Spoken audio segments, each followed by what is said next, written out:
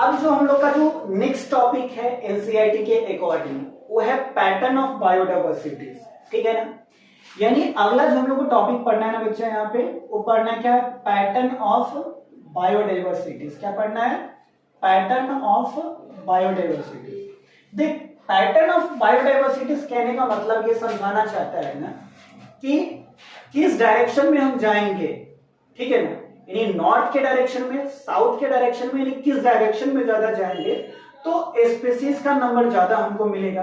क्या इंडिया में स्पीसीज का नंबर ज्यादा है या तुम्हारा अमेरिका में ज्यादा है, अफ्रीका में ज्यादा है, यानी किस देश में ज्यादा है, ठीक है ना। तो अगर हम लोग मैप से समझते हैं, वर्ल्ड्स के मैप से समझते हैं, इक्वेटर और पोल के हिसाब से समझते हैं ना, तो ये जो बताता है कि किस कंट्री के पास सबसे ज्यादा बायोडाइवर्सिटीज है और ऐसा क्यों है, तो इसका जो जानकारी हम लोग को पता होगा ना वो कहाँ पे होगा, तो पैटर्न ऑफ बायोडाइवर्सिटीज में इस बारे में हम लोग क्या करेंगे, बात करेंगे। यानी पैटर्न ऑफ बायोडाइवर्सिटीज में बात करेंगे कि कौन से देश के पास कितना बायोडाइवर्सिटीज है, कितना नंबर ऑफ स्पीसीज है, ठीक है ना। तो सबसे पहला जो पॉइंट है उस पॉइंट को हम फोकस करते हैं, क्या, लेटिट्यूडिनल ठीक है बायोडाइवर्सिटीज, लेटिट्यूडिनल ग्रेडियंट्स। फर्स्ट जो है तुम्हारा वो पॉइंट्स क्या है, लेटिट्यूडिनल ग्रेडियंट। लेटिट्यूडिनल ग्रेडियंट कहने का मतलब होता है यहाँ पे, सो देख कि अगर मान ले कि एक जो हम लोग पढ़ते हैं ना वो क्या बोलते हैं, मान ले कि ये टोटल क्या है तुम्हारा, ऐसे करके ये अर्थ है, क्या है तुम्हारा, पूरा अर्थ है, ठीक है ना। जैसे ग्लोब होता है ना, ग्लोब, तो समझ लीजिए अर्थ है। ये तुम्हारा ये डायरेक्शन नॉर्थ डायरेक्शन होता है और ये क्या तुम्हारा साउथ डायरेक्शन होता है। ये तुम्हारा पूरब की ओर ईस्ट डायरेक्शन और ये तुम्हारा क्या है, वेस्ट डायरेक्शन है। और सेंटर से जो लाइन घिस निकलती है ना, इसको बोलते हैं हम लोग इक्वेटर बोलते हैं। क्या बोलेंगे, इक्वेटर बोलते हैं। यानी मान ले कि ये क्या है, अर्थ जो है ना एक तरह का गोला है। क्या है, अर्थ एक तरह का गोला है और इसके मिडिल से जो लाइन निकलती है ना, जो इसको टू पार्ट्स में डिवाइड करती है, नॉर्दर्न हेमिस्फीयर और साउदर्न हेमिस्फीयर, तो ऊपर का जो पार्ट हो जाएगा ना वो किस में चला जाएगा, नॉर्दर्न हेमिस्फीयर में चला जाएगा, ठीक है ना। तो ये नॉर्दर्न हेमिस्फीयर हो जाएगा और ये जो है ना, ये पार्ट जो है इसको बोलते हैं हम लोग क्या, साउदर्न हेमिस्फीयर बोलते हैं।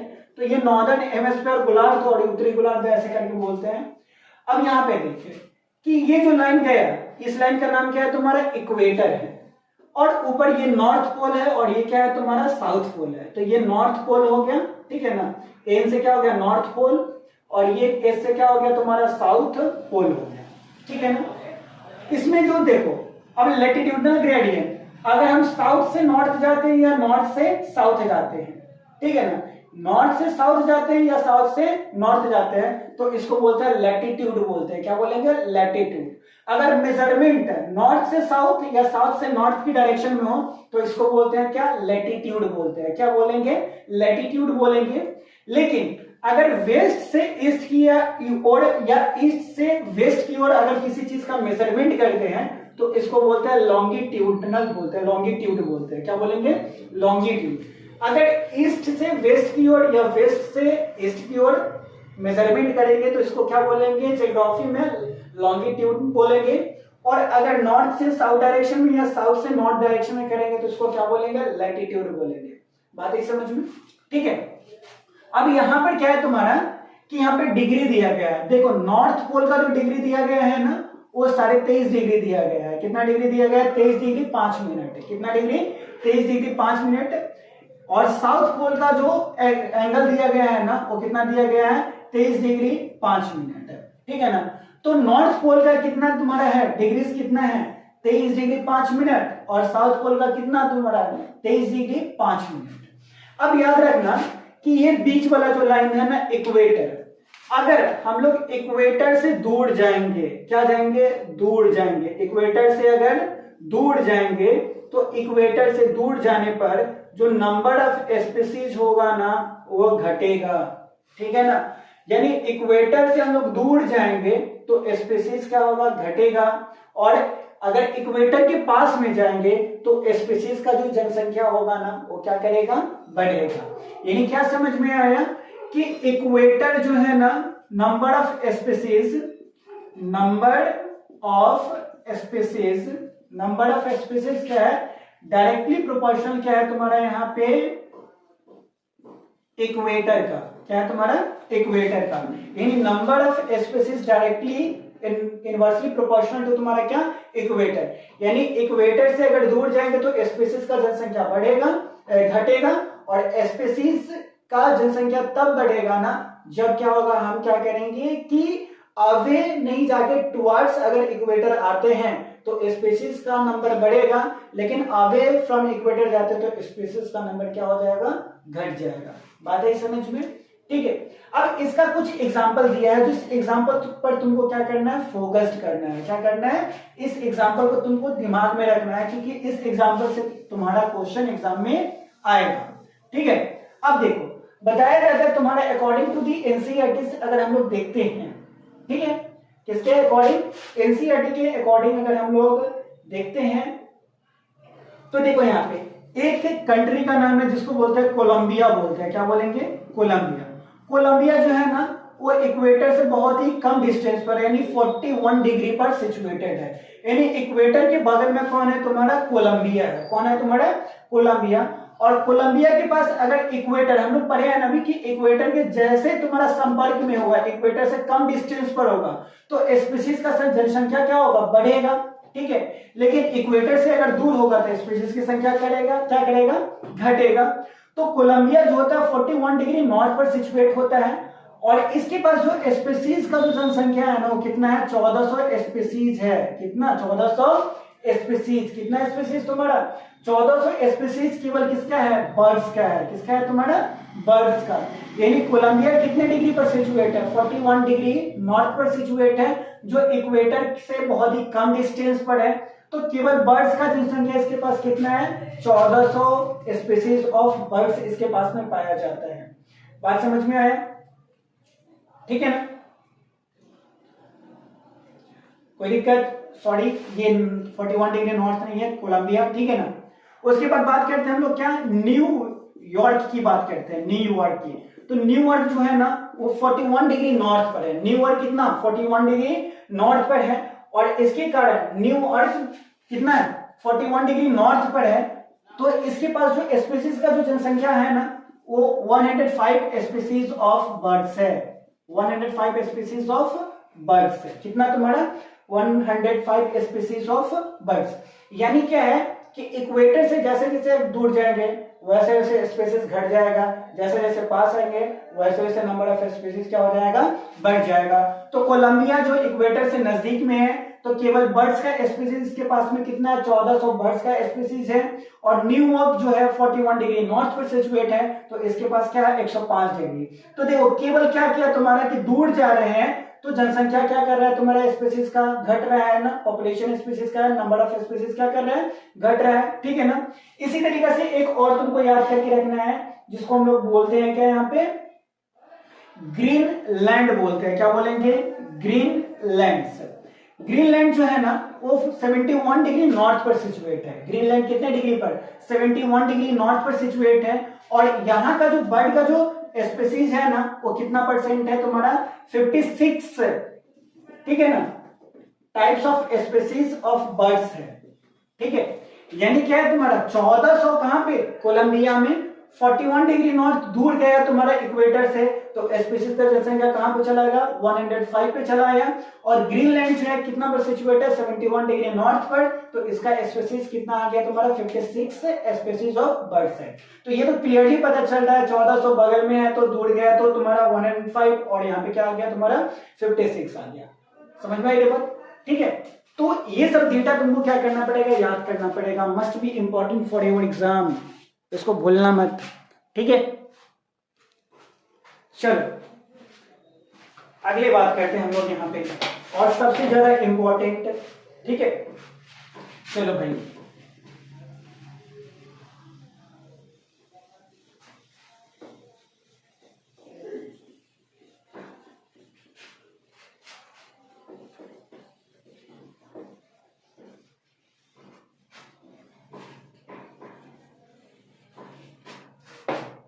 चल अब नेक्स्ट में बात करते हैं क्या।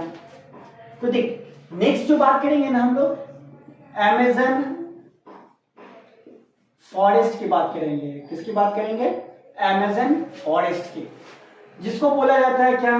लंग्स ऑफ अर्थ, ठीक है ना।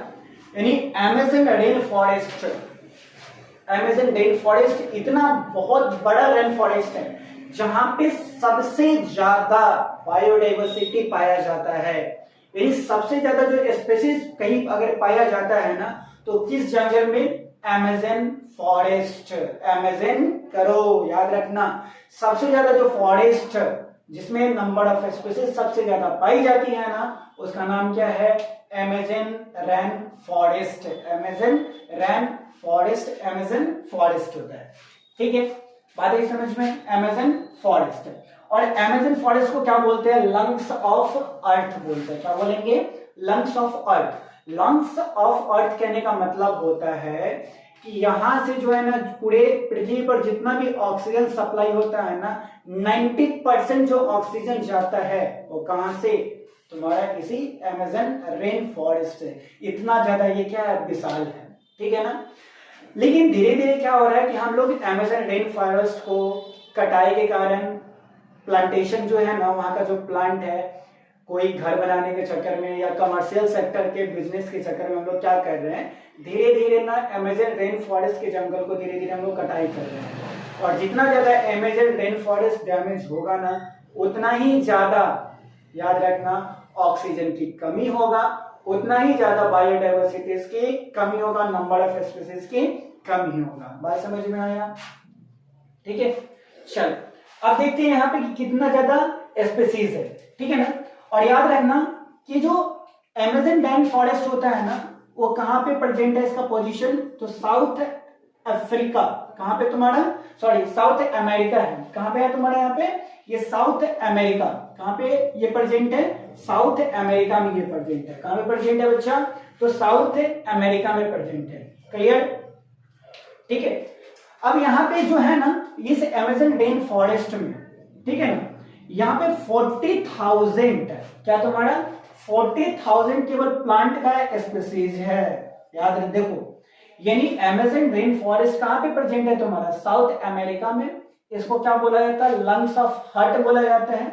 इसके पास प्लांट का स्पीसीज कितना है? 40,000 है। 40,000 है। 3,000 जो है ना, वो फिश की प्रजाति है। कितना? 3,000 फिश की प्रजाति है, ठीक है ना।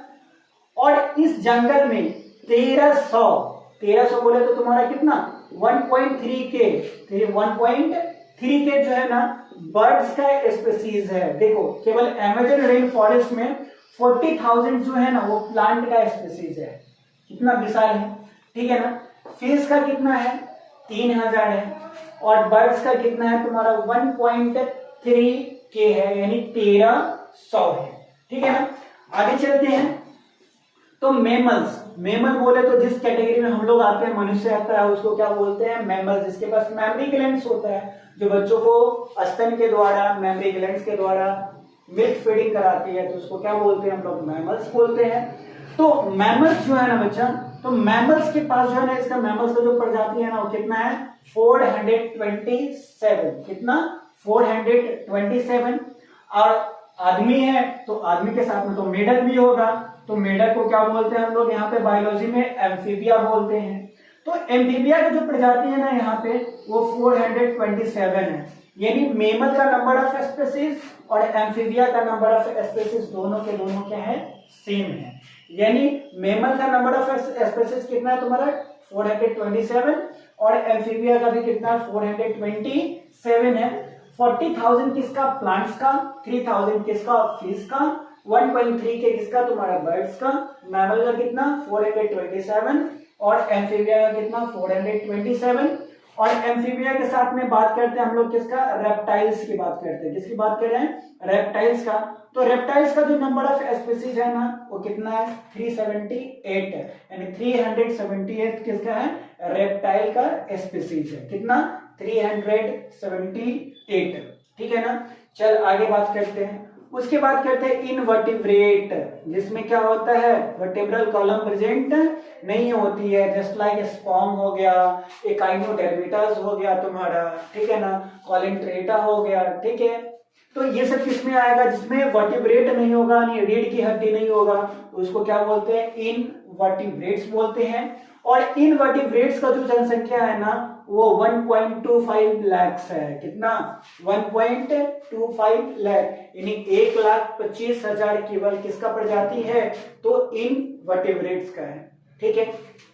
तो देखो अमेज़न रेन फॉरेस्ट का इतना ज्यादा क्या है, खासियत है, अभी बहुत सारा है, ऐसा केवल बताया जाता है ना कि अमेज़न रेन फॉरेस्ट में अभी हम लोग क्या किए हैं कि 2 करोड़ ऐसा इंसेक्ट का स्पीसीज है ना जिसको खोजना अभी बचा हुआ है। यानी अभी तक जो भी नंबर ऑफ स्पीसीज मिला है ना, ऐसा बताया जाता है कि हम लोग केवल 22% ही स्पीसीज के नंबर को काउंट कर सके हैं अभी तक। कितने परसेंट, 22%, ठीक है ना। यानी अभी तक हम लोगों ने कितना परसेंट स्पीसीज को काउंट किया है, 22% ही स्पीसीज को आप पता कर पाए हैं। अभी भी बहुत सारा करोड़ों स्पीसीज क्या है, बचा हुआ है, ठीक है। तो ये डेटा को एक बार तो देख ले, क्योंकि ये तुम्हारे नीट के एग्जाम में और बोर्ड के एग्जाम में मस्ट बी इंपॉर्टेंट है, देख ले थोड़ा सा इसको, ठीक है।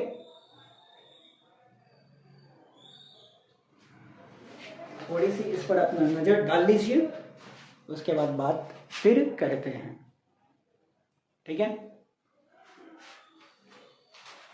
चलो अब इस डेटा में कोई भी अगर तुमको दिक्कत हो, पहले तो इसको क्या करना, नोट्स बना ले, याद कर ले, ठीक है।